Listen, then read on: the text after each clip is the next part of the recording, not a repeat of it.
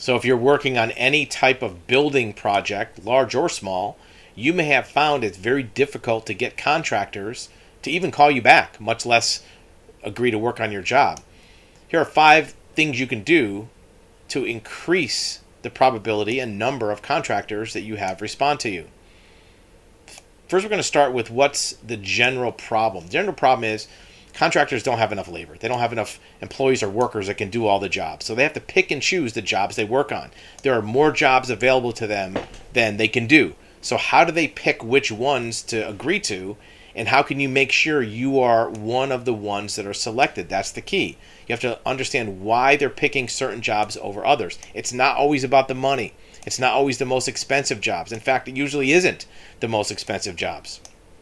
So you don't have to pay more money. You don't have to outbid somebody. You just have to be the most desirable job for that contractor, which is actually very easy to do. But just keep in mind that these contractors don't have enough workers to finish all their jobs and enough quality help to do their job. So the first thing to do is put yourself in the contractor's shoes.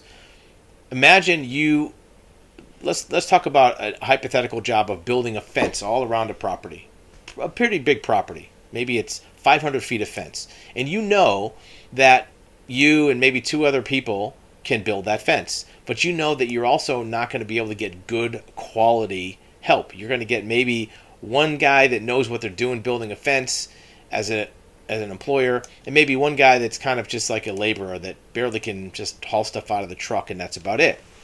So if the project you're trying to do as a consumer is a very highly detailed, very exact, high excellence, artistic fence, you know what? That fence guy might say, look, I don't think I can do it to the standards you want. I can't build you that perfect of a fence. But if you have a job that's a little more generic, it'll be a nice fence, it'll be decent, it's not going to fall down, but it may not have all the exact artistic details where everything has to be exactly perfect. Well, guess what? Now you might be on the short list for that contractor. They might not rule you out. If they can see that you are a very highly demanding customer, they might not that they don't want to, but they just might not be able to provide that type of service right now because there's not enough skilled workers to provide very precise and excellent construction outcomes. So until you know for sure that contractor, whether it's a fence, windows, painting, roof, is able to provide highly excellent results, don't call them on the carpet and say everything's got to be perfect on this job, because guess what? That might rule out 90% of the contractors that know that they can't do everything perfect. Sad place for us to be as an industry, but just being real. Number 2 is try to have as much of the bureaucracy or details or paperwork or red tape out of the way. They don't want to have to deal with figuring out exactly what you want. Like if you don't have your design figured out, they can't do that for you, where they maybe could in the past. Maybe permits. Maybe you do your own permits. We've talked about that before. Maybe you already have the job staked out. So when they come to talk to you about it, they see you're organized. Look, I want the corners here. I want the drain line here. I want this over here. Don't assume just because they're a contractor that they're going to do everything for you. Do as much as you can yourself.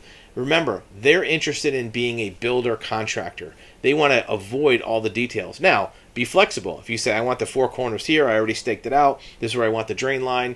But I'm open to suggestions from you. If you see an opportunity to do it better, that might be easier for you, let me know. See where I'm going with this? If they see that you have a clear-cut idea of what you want, but you're also open-minded, boom, you're a dream customer.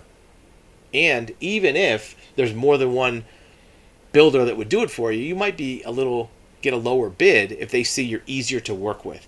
Because if they see that there's always going to be changes, or you don't know what you're doing, or you might want to upgrade your specs every couple weeks, they have to factor that in of more labor and factor that in of more of their time on the job. Because every week they're on the job, all their equipment, their overhead the clock is running. Here's number 3. This is a very, very good way to get excellent response from contractors. Have a written checklist of what you want. So If you walk around your job site, potential job site, and say, I want the roof over here, I want this over there, they got to write everything down and remember it. If you already make an organized, type it up, don't handwrite it, checklist of what your wish list is, what you want, what you're trying to accomplish, maybe even materials, specs, square footage.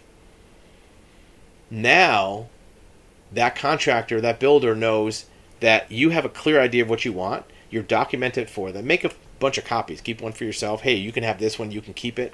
They can make notes on it. Now they have a clearer picture of what you're looking at. Maybe put a little drawn map on the back of what you're trying to do. Now, again, they're not having to do the things that aren't in their expertise. If they are, that's great. That's a bonus. Maybe some builders will do that themselves. They have their own quoting software, their own quoting documents or worksheets. But at least if you have it, they know that you're taking some of the initiative. They're not going to be out there alone on the job and you just sitting back and saying, just get everything done. I'm not doing anything. I'm not going to lift a finger. If they see that you're going to be involved helping them, that might help you. Now, again, you don't want to step on their toes. Tell them, look, I'm willing to leave this to you. I'm just trying to get you as much information as possible. Right? Be the best of both worlds. Involved, but not intrusive. Assisting, but not interrupting. If you can do that, you're going to get better quality contractors to work with you and maybe get a lower price. What about your job site? Well, even before you bring somebody out to look at your job site, clean it up. If there's old tools and toys and uncut grass and mud holes on your lot, they're going to look at it like this is going to be a hard job site to navigate. If you got junk laying around and your deck has stuff scattered all over it, or dog waste all over the yard, that's going to be something that's going to be a factor. So police up your yard, clean it up, mow it good. If there's overgrown weeds, cut it low so they don't have to worry about stuff that they don't want to get involved with. They're not a weed cutting operation. They can hire somebody, but now they got to bill you for that and mark it up. Get it cleaned up, mark it out, maybe put some little paint lines on the ground, clean up all the junk, toys, tools, everything laying around, make sure the access is good, move old cars out of the way, and now they can clearly see open access because you want them to keep a neat job site, and if you already have it neat, it's going to set the example for them. What about timeline? What we recommend for timeline, a lot of times the builder's going to ask you, how soon do you need it? It's a trick question. How soon do you need it? You don't want to say, hey, it doesn't matter whenever you get to it. That's a bad answer. You might think that's good, and the builder is going to be like, I can take whatever time I want, but it's actually a trap. You also don't want to say, it's got to be done by this day. Either one of them is going to make that builder run for the hills. Because if you tell them it's got to be done by this day, even if that day is a year from now, that is a tough position to put them in because now it's a hard deadline. If you say, hey, it doesn't matter when it gets done, now you're not a really serious buyer for that builder because you don't really have anything concrete. Like you don't care when it gets done, which means you might not even care if it gets done. So you might not even be worth taking them time to make a bid because you got to remember, when that builder puts together a bid, they're investing 3 or 4 hours of their time making up a bid. And they got plenty of things to do. They don't have all day sitting around doing nothing. They don't have an extra 3 hours to put together a bid if it's unlikely they're going to get it. So if you tell them, I don't care when it gets done, what they're going to hear you say is, I don't care if it gets done. And they're never going to come back to you with a bid. So here's what you say. You can say, look, obviously, this project is something I want to do. I want to do this project. So obviously, the sooner it gets done, the better. Because if I'm putting on this addition, the sooner I have my addition that I get to enjoy, the happier I'm going to be. So if I get to enjoy it sooner, that'll make me happier sooner. But there's also no hard deadline. Like I don't have an event I need this for. So I guess, Mr. Contractor, the answer is, as soon as it gets done is good, but also there's no hard deadline. How does that work for you? And ask them. And they'll tell you what their time frame is. They'll love that answer. A builder's going to love that answer. That you're serious, you want to get it done, and you see the value in having this done, but also that there's no hard deadline, you're not going to just be breathing down their neck over and over. And the last thing you want to do to make sure you get called back is select your builder wisely. Look at 5 or 6 or 7 potential contractors and look at the jobs that they've done lately. Look at their building permits they've pulled. Look at their recorded documents for jobs that they've already done. And even jobs they're already working on right now. Look at their job site. Look at their equipment. Look at their personnel. You don't want to stalk them, but maybe drive by, take a look. Don't make it obvious, because now you can talk to that builder a little more intelligently. Look, I see that you do spray foam for this insulation. I see that you use zip systems for your outside. I see that you have a John Deere, JD30 excavator, whatever it is. Now the builder knows you're interested in their world, right? It's a collaborative partnership. You're not just going to sit back and call the shots. You're interested in their world.